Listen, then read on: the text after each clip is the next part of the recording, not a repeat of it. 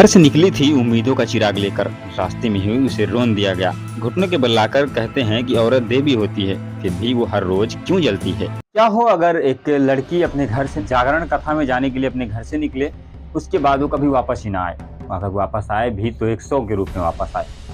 नमस्कार, मेरा नाम है आशीष, आप देख रहे हैं बेस्ट न्यूज। ऐसी ही कहानी कुछ होती है, ऐसी घटना होती है अयोध्या में। 30 जनवरी 2025 को अपने घर से निकलती है जागरण में जाने के लिए, यानी कि कथा में जाने के लिए। कथा में पहुंचती है, बाकायदा कथा में पहुंचने के बाद वहां पर कथा होता है, जिसके बाद घर नहीं पहुंचती। लेकिन जब घर नहीं पहुंचती तो परिवार वाले काफ़ी चिंतित होते हैं। करीब 11 बजे के आसपास घर से कुछ लोग उसे ढूंढने के लिए निकलते हैं। वहाँ तक पहुँचते हैं लेकिन उसका कोई पता नहीं होता, जिसके बाद घर वाले थक हार कर वापस चले आते हैं अपने घर पर। लेकिन अब सुबह होता है, सुबह होने के बाद जो उसका भाई होता है वो पुलिस स्टेशन जाता है, जो अयोध्या का पुलिस स्टेशन होता है वहाँ पर पहुँचता है। जाने के बाद कंप्लेंट लिखने की बात कहता है, लेकिन पुलिस वाले कुछ ऐसी कहकर कंप्लेंट टाल देते हैं कि अभी कुंभ मेले में काफ़ी लोग जो है आ रहे हैं। इसी तरीके से अयोध्या में भी मंदिर में कुछ लोग आ रहे हैं, जिसकी व्यवस्थाओं में जो है पुलिस लगी हुई है। इस वजह से अब तक अभी पुलिस को टाइम नहीं है इस बारे में जाँच करने के लिए। तो आप एक काम करिए, खुद ही इस बारे में जाँच कर लीजिए थोड़ा सा।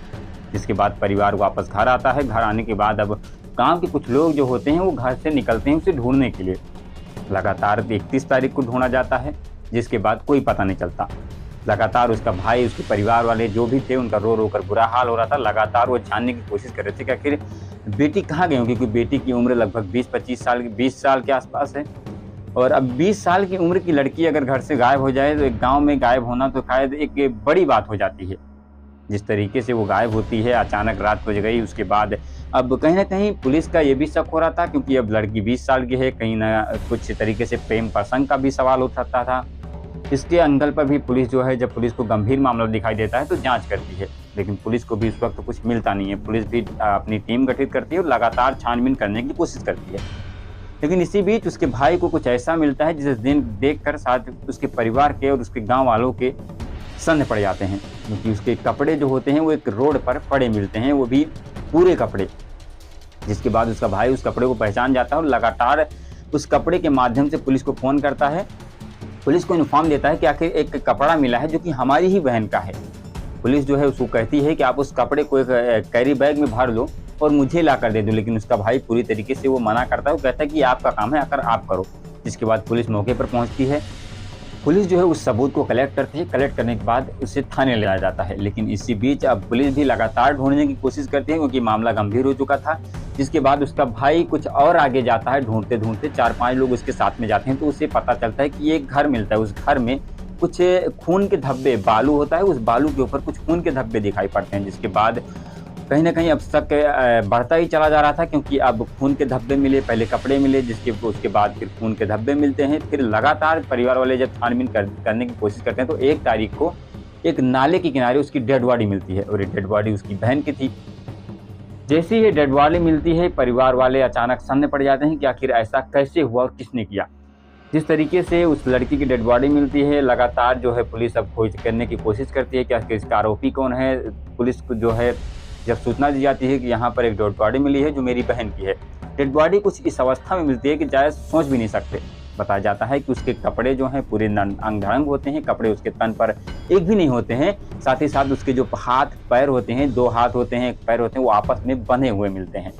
एक ऐसी अवस्था में मिलते हैं, शायद एक पिता या एक भाई उसे देखेगा तो क्या सोचेगा। जब इस अवस्था में उसकी डेड बॉडी मिलती है, पुलिस जो है अब वो पोस्टमार्टम के लिए थाने भिजवाती है, पोस्टमार्टम के लिए हॉस्पिटल भिजवा जाता है। अब तक पोस्टमार्टम की रिपोर्ट नहीं आई है। ये पूरी तरीके से कहना जो है गलत है कि आखिर उसके साथ क्या हुआ होगा। लेकिन ये एक जिस तरीके से, जिस अवस्था में उसकी डेड बॉडी, उसका शव मिला, उस हिसाब से अंदाजा लगाया जा सकता है कि उसके साथ कितनी बड़ी बर्बरता की गई होगी। तो कोई पहली घटना नहीं है, इससे पहले भी अयोध्या में घटना हुई थी, जिसके बाद वहाँ पर भी एक गैंग रेप का मामला आया था सामने।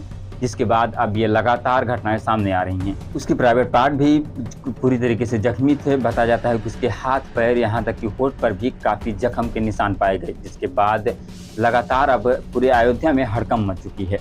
लेकिन अब जहाँ हमारी सरकार, योगी सरकार जो है वो जीरो टॉलरेंस की नीति की बात करती है कि हमारे राज्य में कोई भी क्राइम नहीं होता है। इस वक्त पूरी जीरो क्राइम कर चुकी है, पूरी जो राज्य है वो पूरी जीरो क्राइम पर आ चुकी है। तो आखिर अब ये जो क्राइम करने वाले लोग हैं, ये आखिर पनपते कहाँ से, ये आते कहाँ से हैं, और इन पर कार्रवाई होती भी है तो किस कदर होती है? क्योंकि अगर पहली बार में ही इनके ऊपर कार्रवाई कर दी जाए, कड़ी कार्रवाई की जाए, तो शायद तीसरा या दूसरा व्यक्ति जो है वो ऐसी घटनाओं को अंजाम देने से पहले 100 बार सोचेगा। बाकी अब पोस्टमार्टम के बाद क्या रिपोर्ट आती है वो हम आप तक अपडेट करते रहेंगे। आप सभी को अगर कोई कमेंट करना हो, आप नीचे कमेंट का बॉक्स है, वहाँ पर आप दे सकते हैं हमें अपनी राय।